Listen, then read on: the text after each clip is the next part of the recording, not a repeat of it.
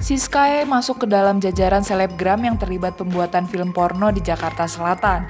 Ia pada Senin 25 September 2023 mendatangi Polda Metro Jaya untuk memenuhi panggilan penyidik. Ia diperiksa sebagai saksi dan dicecar sebanyak 48 pertanyaan. Diketahui bahwa Siskae berperan dalam film Keramat Tunggak yang diproduseri PH Kelas Bintang. Usai diperiksa, ia mengungkap pembuatan film itu menurut versinya. Hal ini termasuk adegan hingga bayaran telah diterangkum melalui 6 fakta berikut. Pertama, tampak seperti film religi. Siskae menerima tawaran bermain film Keramat Tunggak lantaran mengira ini adalah film religi. Apalagi proses syutingnya dilakukan saat bulan Ramadan. Jadi ia tidak menaruh kecurigaan yang berlebihan terhadap film yang digarap Kelas Bintang itu. Ia juga mengaku menerima skenario yang menggambarkan sebuah film religi. Siskae pun mengetahui Keramat Tunggak akan dirilis setelah Hari Raya Idul Fitri.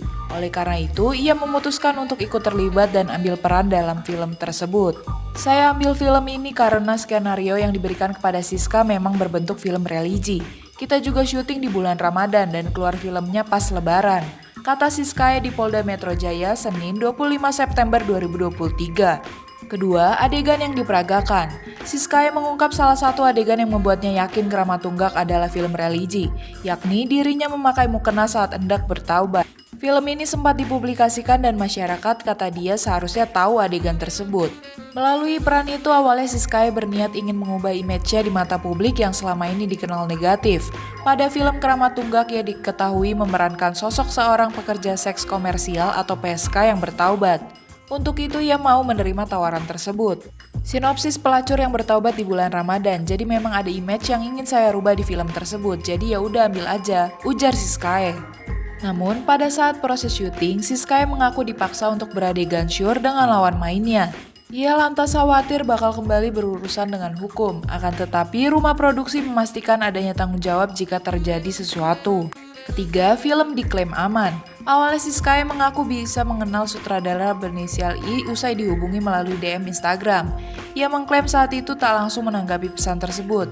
Ia baru meresponnya setelah dikirimkan sinopsis film religi. Tawaran bermain film itu pun diterima Siskae.